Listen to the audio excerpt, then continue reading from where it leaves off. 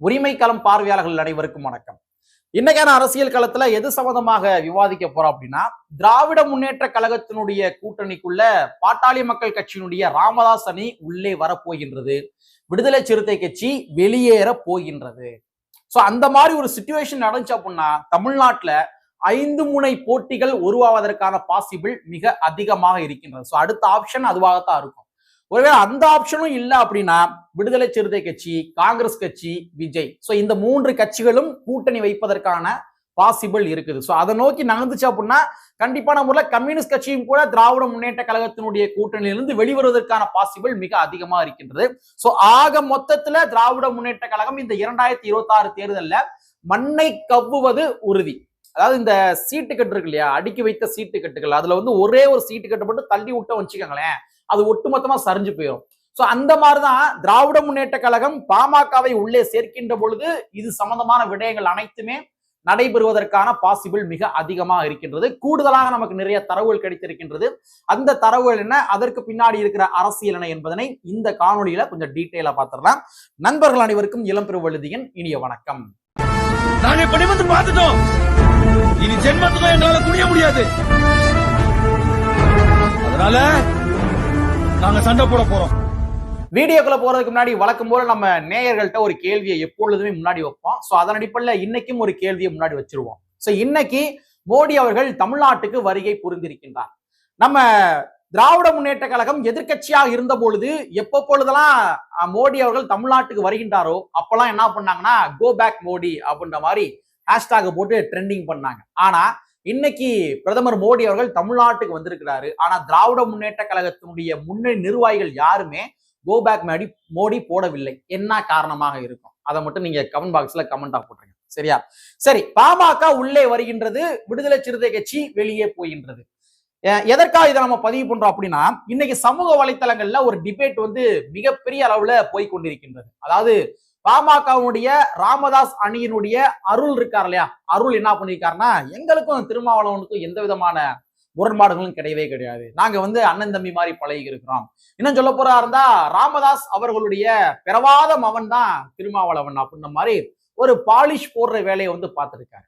இதனுடைய உள்ளார்ந்த நோக்கம் என்னவென்றால், பாமக நாங்களும் உள்ள இருக்கிறோம், அதாவது ராமதாஸ் அணி நாங்களும் திமுக உள்ள இருக்கிறோம், அதே மாதிரி திருமாவளவனும் உள்ள இருங்க, நீங்க போயிடாதீங்க அப்படின்ற மாதிரி ஒரு கெஞ்சும் தோரணை தான் இந்த தோரணை. ஏன்னா சமீபத்துல ஒரு செய்தி வெளியாச்சு. அதாவது திராவிட முன்னேற்ற கழகத்தினுடைய ஒரு முக்கியமான எம்எல்ஏ அமைச்சர் ராஜ கண்ணப்பன் அவர் என்ன பண்ணியிருந்தாருன்னா, நாங்க பாமகவுடைய ராமதாஸ் அணிட்ட பேச்சுவார்த்தை நடத்தி இருக்கிறோம் அப்படின்ற மாதிரி ஒரு விஷயத்தை பதிவு பண்ணாரு.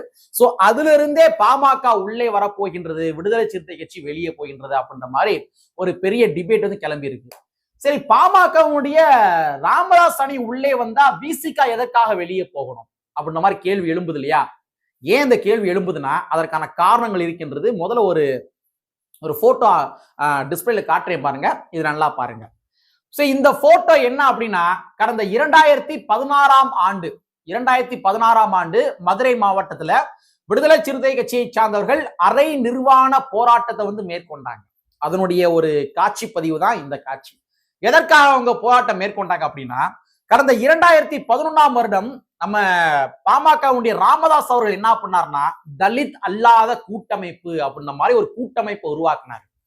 அதாவது தலித்துகளை தவிர மற்ற சமுதாய மக்கள் இருக்காங்க தெரியுமா, மற்ற சாதியை சார்ந்த நபர்கள், அந்தந்த சாதியை சார்ந்த அத்தனை தலைவர்களுமே ஒருங்கிணைக்கின்ற வேலையை பார்த்தாரு பாமகவுடைய ராமதாஸ் அவர்கள்.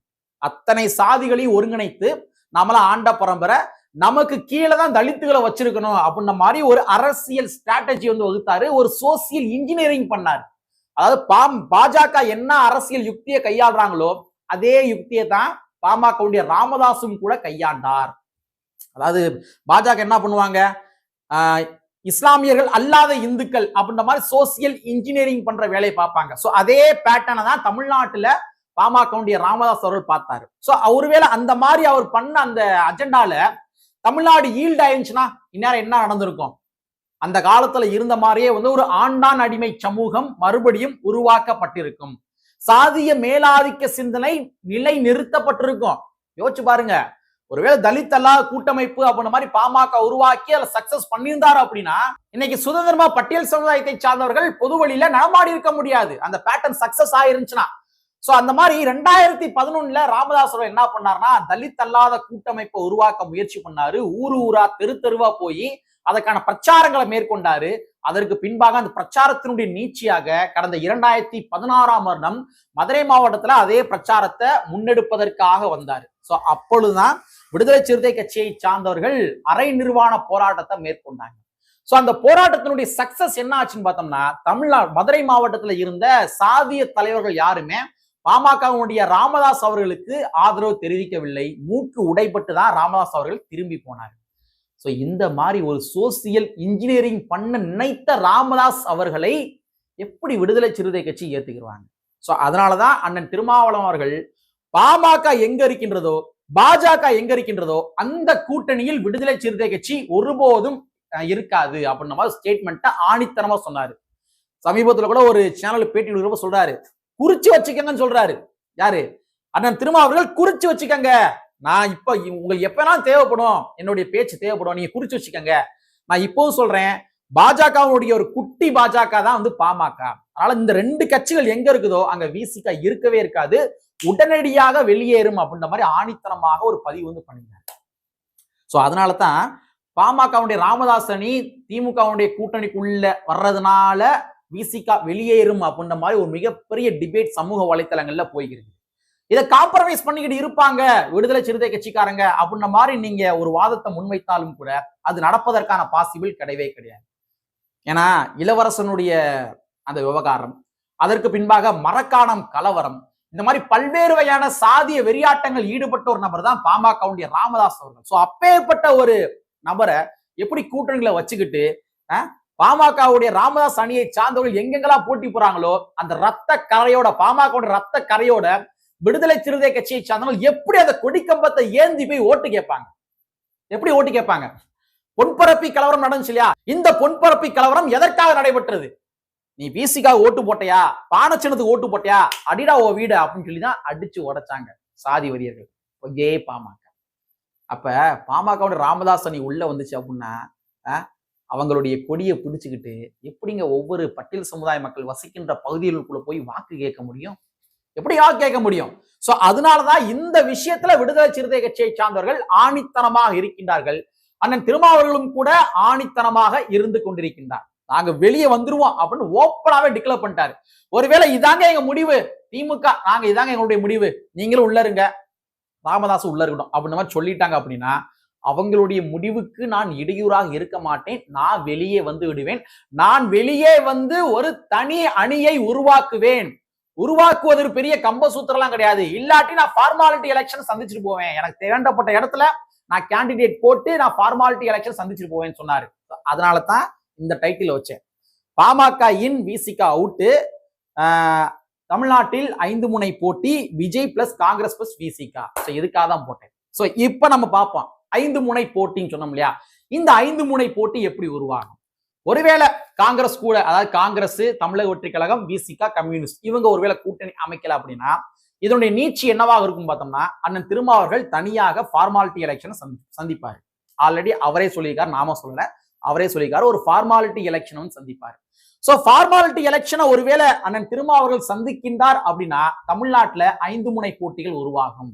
திராவிட முன்னேற்ற கழகத்தினுடைய கூட்டணி, அதிமுகவுடைய கூட்டணி, அடுத்து வந்து விஜய் அவருடைய கூட்டணி, அடுத்து சீமான் அவருடைய கூட்டணி, சீமான் தனியா நினைக்கிறேன், சீமானு, அடுத்து விடுதலை சிறுத்தை கட்சி. சோ 5 முனை போட்டிகள் உருவாகும்.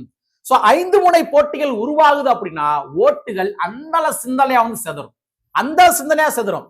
அண்ணன் திருமாவர்கள் மேல இன்னைக்கு பட்டியல் சமுதாயத்தை சார்ந்த சில நபர்கள், பெரும்பாலான நபர்கள் கிடையாது, சில நபர்கள் ஒரு குற்றச்சாட்டை முன்னாடி வைக்கிறாங்கன்னா அதற்கான முக்கியமான காரணம் திமுக கூட்டணி விட்டு வெளியே வாங்க, அதுதான். சோ ஒருவேளை அண்ணன் திருமாவர்கள் வெளியே வந்தார் அப்படின்னா எங்கேயுமே இவர்களுடைய வாக்குகள், பட்டியல் சமுதாய மக்களுடைய வாக்குகள் சிதறாமல் கொத்து கொத்தாக அண்ணன் திருமாவர்களுக்கு விழுகும். அதன் மூலமாக தமிழ்நாட்டினுடைய வாக்குகள் அனைத்து தொகுதியிலுமே வந்து சிதறடிக்கப்படும்.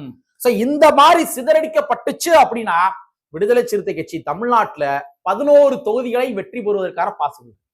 தனிச்சுட்டாங்கன்னா 11 தொகுதியில வெற்றி பெறுவாங்க. ஏன்னா நீங்க சாதாரண எடுத்துட கூடாது. விடுதலை சிறுத்தை கட்சி கடந்த 2023 என்று கருதுகின்றேன், விடுதலை சிறுத்தை கட்சி பூத் கமிட்டி மாநாட வந்து போட்டாங்க. நம்ம தமிழ்நாட்டிலேயே பூத் ஏஜென்ட் இருக்கிற கட்சிகள் எதுன்னு பார்த்தோம்னா திமுக, அதிமுக, அதற்கு பின்பாக விடுதலை சிறுத்தை கட்சி தான். அதற்கு பின்பாக மற்ற கட்சிகள் வந்து அதுக்கான வேலைகள் பார்த்து கொண்டு இருக்கலாம், மாற்றுகிறது கிடையாது. ஆனா திமுக, அதிமுக பின்பாக பூத் ஏஜென்ட் அனைத்து தொகுதிகளிலுமே இருக்குன்னா அது விடுதலை சிறுத்தை கட்சிக்கு மட்டும்தாங்க. சோ அப்படிங்கிற பட்சத்துல விடுதலை சிறுத்தை கட்சி சமீபத்துல போட்ட அந்த பூத் ஏஜென்ட் மாநாடின் மூலமாக ஒரு 120 தொகுதிகளை தீர்மானிக்கக்கூடிய சக்தி பெற்ற கட்சியாக விசிக வந்து இருந்து கொண்டிருக்கின்றது. அது மட்டும் கிடையாது, அவங்க தனிச்சு போட்டி போட்டாங்க அப்படின்னா 11 தொகுதிகளை வெற்றி பெறுவார்கள், நிச்சயமா வெற்றி பெறுவாங்க. அந்த தொகுதி எதுன்னு அப்படின்றத நம்ம பட்டியல் சொல்லிடுவோம். வேலூர் தொகுதி, திருவள்ளூர் தொகுதி, அரூர் தொகுதி, ஸ்ரீபெரும்பூர் தொகுதி, வானூர் தொகுதி, திண்டிவனம் தொகுதி, காட்டுமன்னார் கோவில், பெரியகுளம், அதே மாதிரி திருவிக நகர், எழும்பூர், சீர்காழி. இந்த 11 தொகுதியில விடுதலை சிறுத்தை கட்சி தனித்து போட்டி போட்டார்கள் என்றால் வெற்றி பெறுவார்கள். நான் சொல்றது ஒரு மினிமம். ஆனா மேக்சிமம் அப்படின்னு பார்த்தோம்னா என்னுடைய கணிப்பின் அடிப்படையில் ஒரு ஏறக்குறைய ஒரு 25 தொகுதிகள் வந்து இருக்குது. ஆனா தமிழ்நாட்டினுடைய அரசியல் வாழ்க்கையை தீர்மானிக்கக்கூடிய தொகுதிகள் என்பது 120 தொகுதிகள். சோ இந்த மாதிரிதான் விடுதலை சிறுத்தை கட்சி ஒருவேளை பாமக உள்ள வந்தாங்க அப்படின்னா, விசிக வெளியேறிச்சு அப்படின்னா நிச்சயமாக விசிக 11 தொகுதியில் வெற்றி பெறுவதற்கான பாசிபிள் இருக்கின்றது. சோ அந்த நிலைமைக்கு போகுமா அப்படின்றது தெரியல. ஆனா அரசியல் சூழலை பார்க்கின்ற பொழுது திராவிட முன்னேற்ற கழகத்தினுடைய கூட்டணியில பாமக உள்ள வந்துருமா அப்படின்ற மாதிரிதான் இருக்குது. ஒரு 50-50 அப்படின்ற மாதிரிதான் இருக்குது. சோ அரசியல் களத்துல எது வேண்டுமானாலும் நடக்கலாம். சரியா? சோ இது ஒரு ஸ்டேட்மெண்ட். சோ இந்த ஸ்டேட்மெண்ட் அப்படியே கண்டினியூட்டியா நீங்க எடுத்துட்டு போங்க. அண்ணன் திருமாவர்கள் எந்தெந்த கட்சிகளுக்கு ரெஸ்ட்ரிக்ஷன் போட்டிருக்காரு? அண்ணன் திருமாவர்கள் எந்தெந்த கட்சிக்கு ரெஸ்ட்ரிக்ஷன் போட்டிருக்காரு அப்படின்னா, பாமக, பாஜக இருக்கிற கூட்டணியில நாங்க இருக்க மாட்டோம். இதுதான். மற்ற வேற எந்த கட்சிகளுக்குமே ரெஸ்ட்ரிக்ஷன் கிடையாது. நல்லா தெரிஞ்சுங்க. மற்ற எந்த கட்சிகளுக்குமே ரெஸ்ட்ரிக்ஷன் கிடையாது. அந்தந்த அரசியல் சூழலை கருதி மற்ற கட்சிகள் மேல விமர்சனம் இருக்கலாம். ஆனா எந்த விதமான ரெஸ்ட்ரிக்ஷனும் அண்ணன் போடவே இல்லை.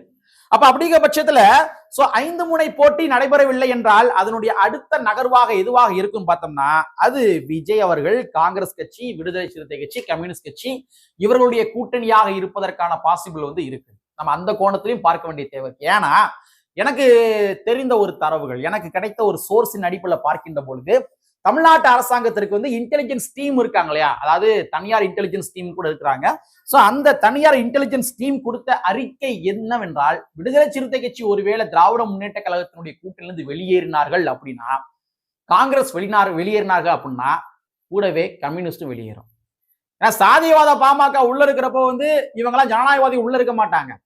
திமுக வந்து ஓட்டுக்காக என்னெல்லாம் பண்ணுவாங்க, நாளைக்கே கூட என்ன பண்ணுவாங்கன்னா, நாங்க நாட்டினுடைய நலனை கருதி நாங்க வந்து பாஜக கூட கூட்டணி அமைக்கிறோம் சொன்னாலும் சொல்லுவாங்க. யாரு? திமுக சொன்னாலும் சொல்லுவாங்க. ஆனா பாமக என்று சொல்லப்படுகின்ற சாதியவாத கட்சி ஒருவேளை இந்த கூட்டணிக்குள்ள வந்தாங்க, திமுக கூட வந்தாங்க அப்படின்னா இந்த கட்சிகள் வெளியேறும். சோ இந்த கட்சிகள் வெளியேறினால் இவர்கள் தான் ஆட்சி அமைப்பதற்கான அதிக பாசிபிலிட்டிஸ் இருக்கு அப்படின்னு சொல்லி இன்டெலிஜென்ஸ் டீம் வந்து ரிப்போர்ட் கொடுத்திருக்காங்க. சோ இதெல்லாம் கருத்தில் கொண்டுதான் திமுக வந்து ஒரு பயாசாவே இருக்கிறாங்க. பழைய திமுக இருந்தா என்ன பண்ணிருப்பாங்க தெரியுமா? ஓப்பனா அடிச்சிருப்பாங்க. ஏங்க நீங்க இஷ்டம்னா இருங்க, இல்லாட்டி வெளியே போய்கிட்டே இருங்க. நீங்க இஷ்டம்னா உள்ள இருங்க, இல்லாட்டி வெளியே போய்கிட்டே இருங்க. நீங்க இந்த மாதிரி எல்லாம் எங்களுக்கு எல்லாம் கிடுக்குப்படி போடாதீங்க, எங்களுக்கு நீங்க கேட்டு போடாதீங்கன்னு சொல்லியிருப்பாங்க. ஆனா சொல்லவில்லை. சொல்லாம அண்ணன் திருமாவர்களையும் காம்பரமைஸ் பண்ணுவதற்காக வேலை பார்த்து கொண்டிருக்கிறார்கள். அதற்கான காரணம் என்னவென்றால் 2019, 2021, 2024 இடையில ஒரு உள்ளாட்சி தேர்தல், இது எல்லாத்தையுமே இதே கூட்டணி வச்சுதான் வெற்றி பெற்றிருக்காங்க. அப்ப இதே கூட்டணி வச்சு வெற்றி பெற்ற கட்சி, கூட்டணி கட்சி இன்னைக்கு திமுக ஏன் தடுமாறுகின்றார்கள் அப்படின்னா அது விஜயருடைய வருகை. சோ விஜயருடைய வருகையின் மூலமாக திமுக வாக்குகள் அதிக பாதிப்புக்கு உள்ளாக்கப்பட போகின்றது. ஒருவேளை தனித்து போட்டி போடல, 5 முனை போட்டி தமிழ்நாட்டில் உருவாகவில்லை என்றால் அதனுடைய நீட்சி எதுவாக இருக்கும் பார்த்தோம்னா அடுத்து ஒரு கூட்டணியாக தான் இருக்க முடியும். ஆனா அண்ணன் திருமாவளவன் கூட ஏற்கனவே சொல்லிட்டாரு, கூட்டணி அமைப்பதெல்லாம் பெரிய கம்பசூத்திரம் கிடையாதுன்னு சொல்லியிருக்காரு. சோ அதனை நோக்கி கூட நகர்வதற்கான பாசிபிள் இருக்கு. சோ இப்போ நான் சொல்றேன், அரசியல் களத்துல எது வேண்டுமானாலும் எப்பொழுது வேண்டுமானாலும் நடக்கலாம். ஆனா அண்ணன் திருமாவளவன் மட்டும் கொள்கை சமரசம் பண்ணிக்கிறே மாட்டார். நான் ஆரம்பத்திலே சொன்ன மாதிரிதான், அரசியல் சூழல் கருதி அந்தந்த நேரங்கள்ல வேணா இங்க இருக்கிற கட்சிகளை அண்ணன் திருமாவளவன் விமர்சனம் பண்ணிப்பாரு. ஆனா என்னுடைய வாழ்நாள்ல நான் கூட்டணியே அமைக்க மாட்டேன்னு சொன்ன கட்சி 2 கட்சி தான். ஒன்னு பாமக, இன்னொன்னு பாஜக. அப்படிங்கிற பட்சத்துல இந்த 2 கட்சிகளை தவிர்த்து எது வேண்டுமானாலும் சாத்தியம் தமிழ்நாட்டுல என்பதனை கூறிக்கொண்டு, கற்பி ஒன்று புரட்சி செய்யும் புரட்சியாளர் அம்பேத்கருடைய வரியை கூறிக்கொண்டு நிறைவு செய்கின்றேன். நன்றி, வணக்கம்.